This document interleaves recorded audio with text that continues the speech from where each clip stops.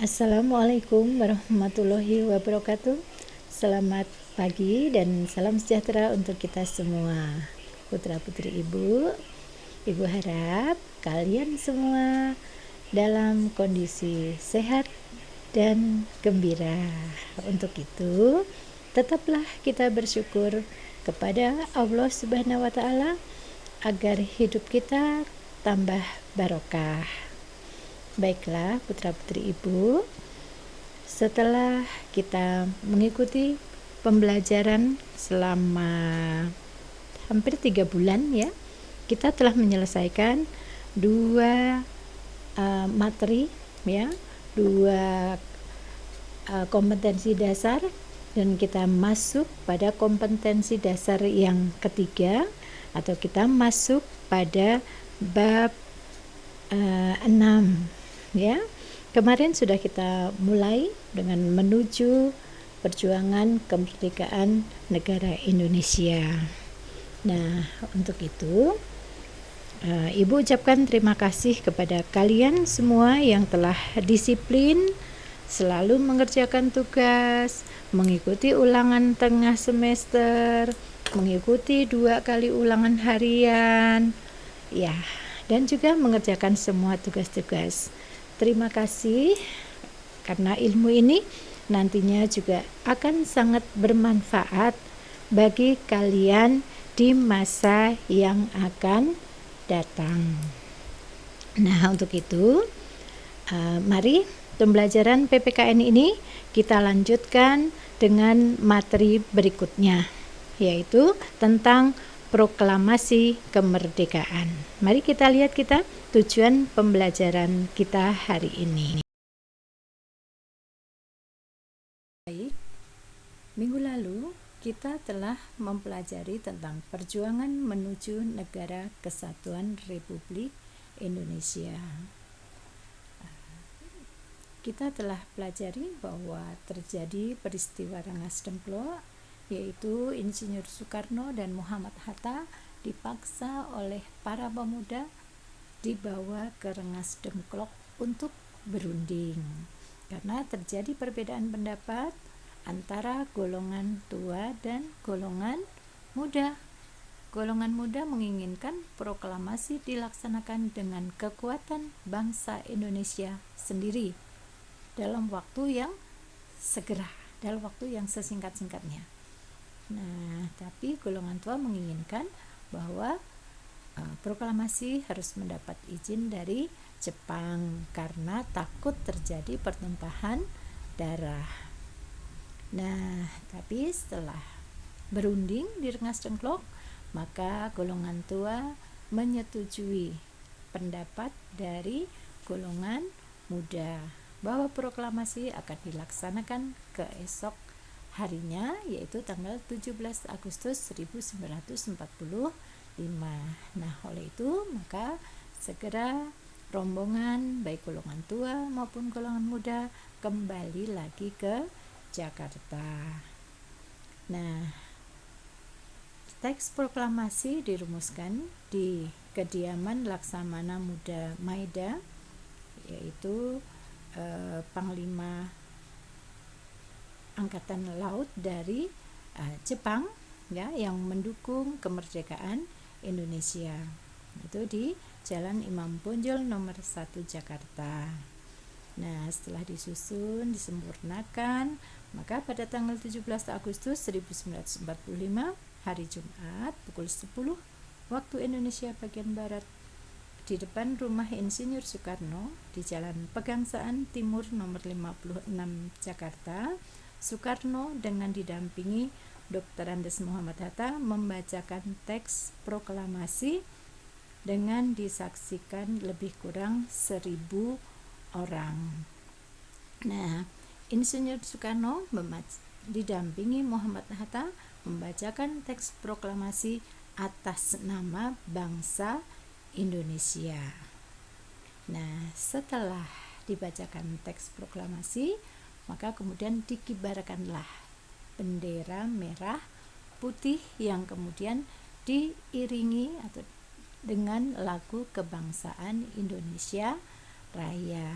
Nah, maka sampai sekarang setiap kita mengibarkan bendera merah putih, maka akan diiringi dengan lagu Indonesia Raya.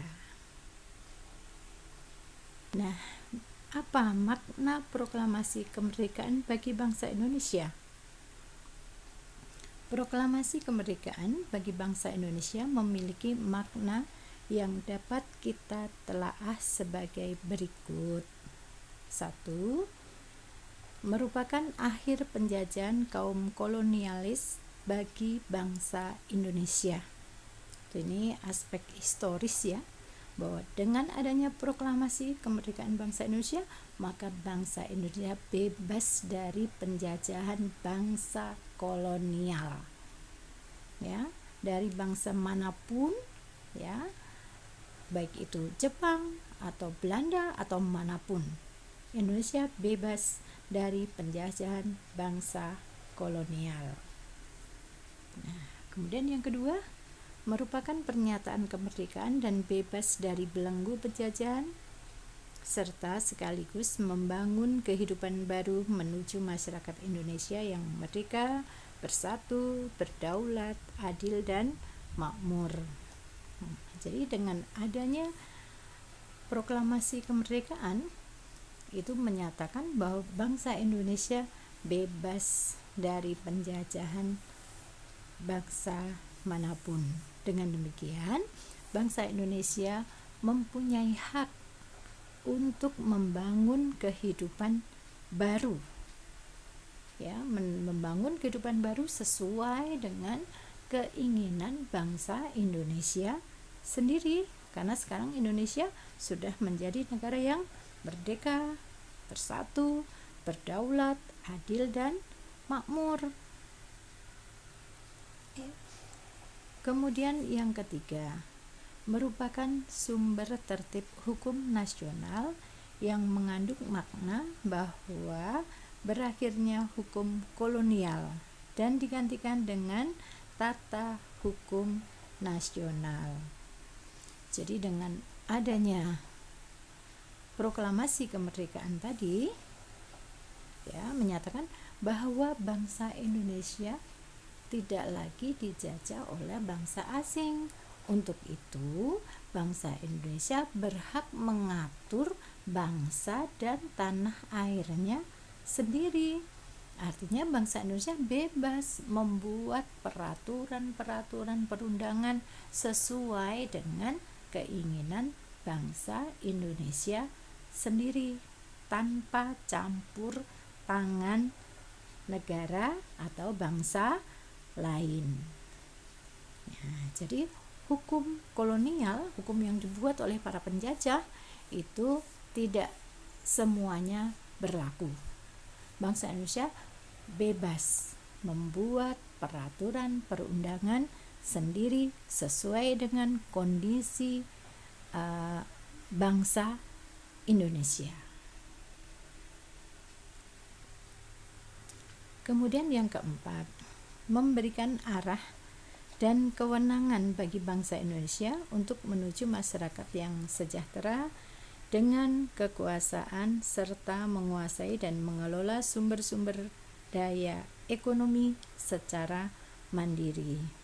Jadi dengan adanya proklamasi kemerdekaan ini, bangsa Indonesia mempunyai kewenangan untuk mengelola masyarakat dan kekayaan alam bangsa Indonesia, yang mana pada masa penjajahan kekayaan alam Indonesia itu baik hasil bumi, baik hasil pertanian, perkebunan, hutan, ya, pertambangan, semua digunakan untuk kepentingan penjajah.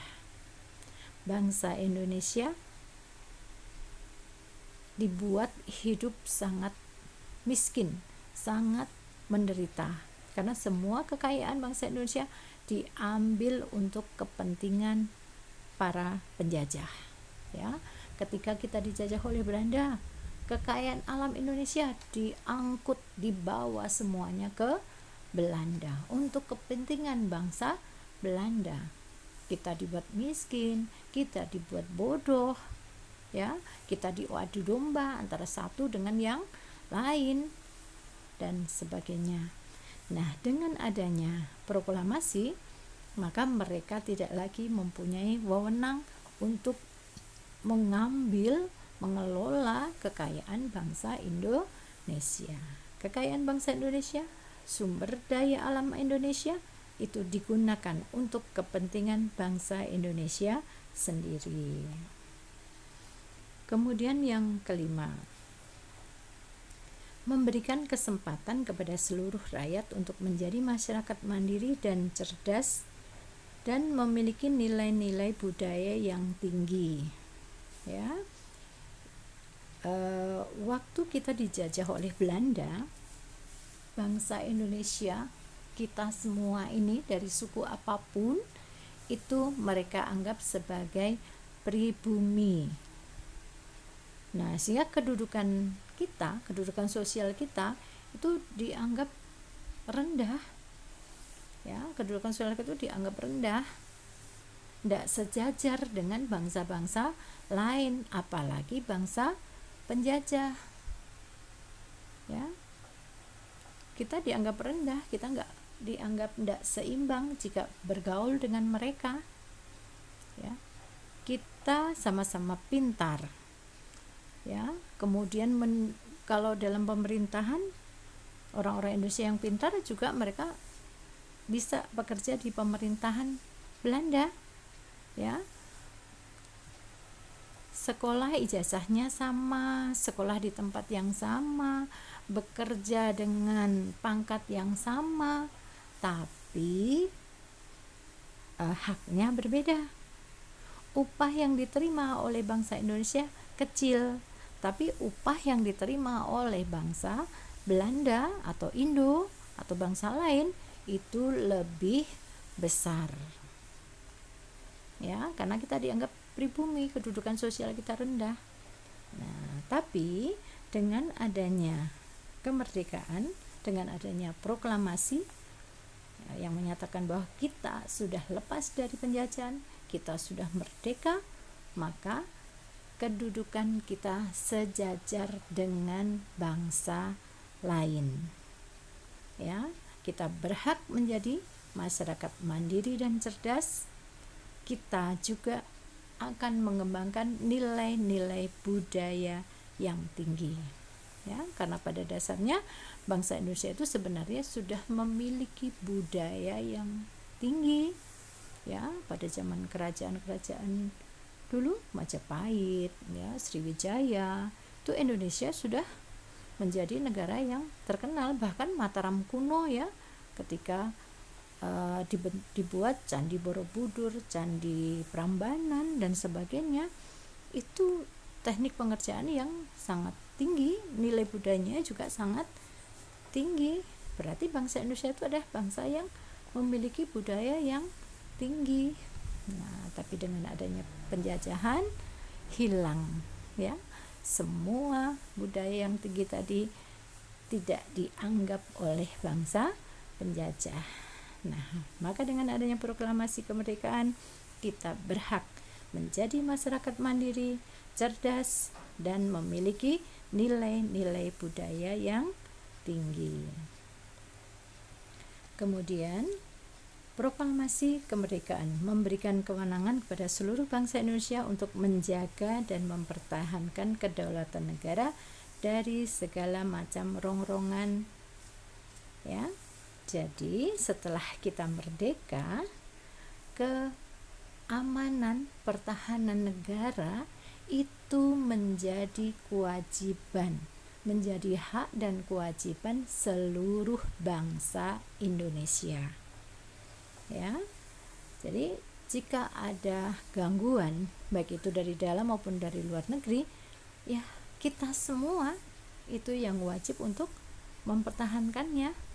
Ya, bahkan para pemuda itu pada saat sekitar proklamasi itu sadar bahwa kalau memproklamasikan kemerdekaan itu risikonya sangat tinggi sekali, karena Jepang itu masih ada di Indonesia.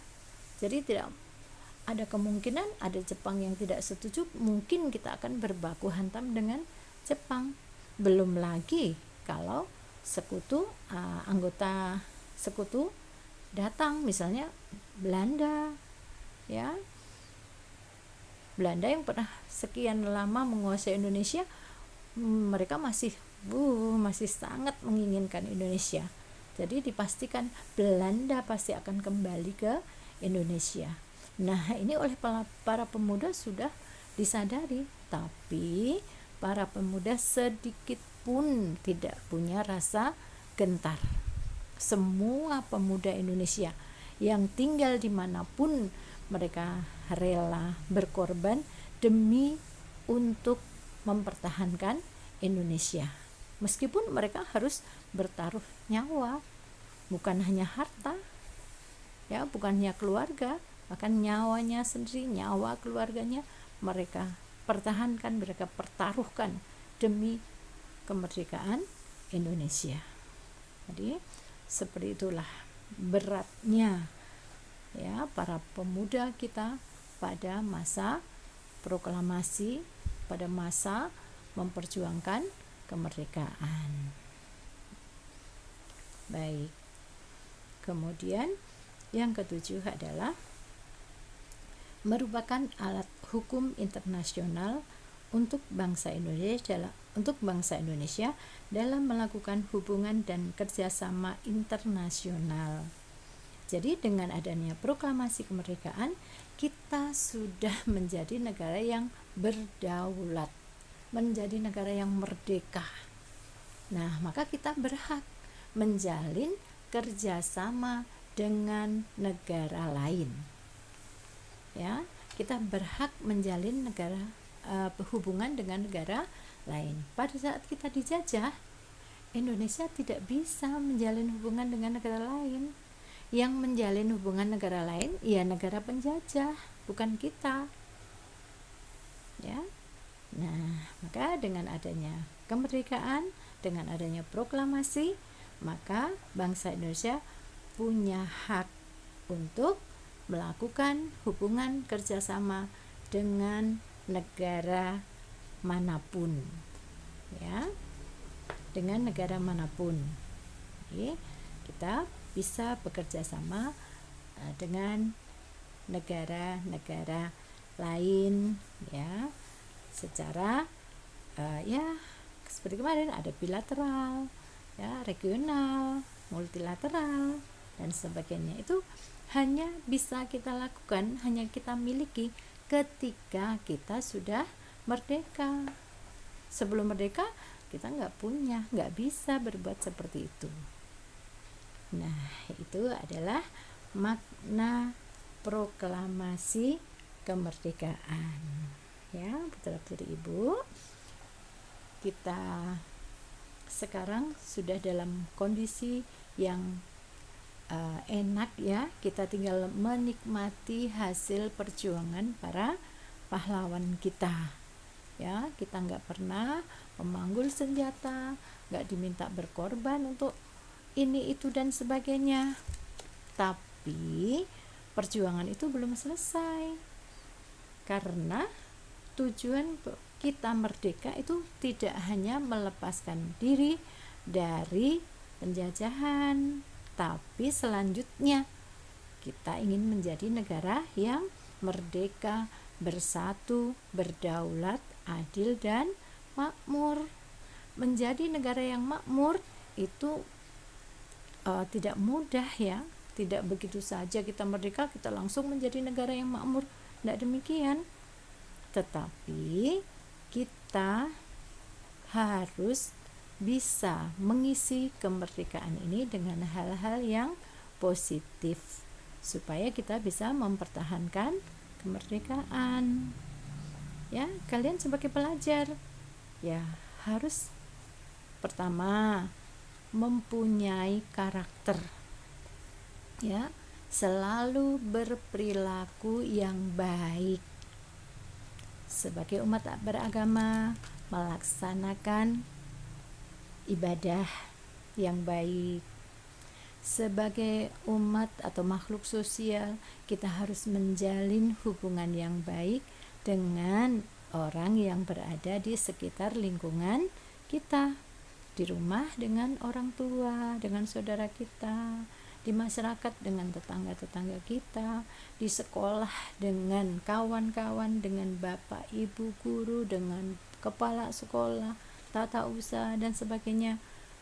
Kita menjaga sikap sopan santun, ya, saling menghargai, saling menghormati, saling bantu membantu. Nah, dengan demikian akan terciptalah negara yang makmur sesuai dengan tujuan daripada bangsa Indonesia memproklamirkan kemerdekaan Indonesia. Baik, sampai di sini. Selanjutnya jangan lupa ya, kalian tetap harus mempunyai catatan-catatan setiap kita pertemuan, supaya nanti kalau ulangan di akhir semester kalian punya sesuatu yang bisa dijadikan untuk belajar. Nah, jangan lupa tetap jaga kesehatan, tidak keluar rumah kalau tidak perlu. Jika terpaksa keluar rumah, jangan lupa menggunakan masker, ya, sering cuci tangan atau gunakan hand sanitizer atau tisu basah, ya. Jaga jarak dengan teman-teman, jangan terlalu dekat, ya.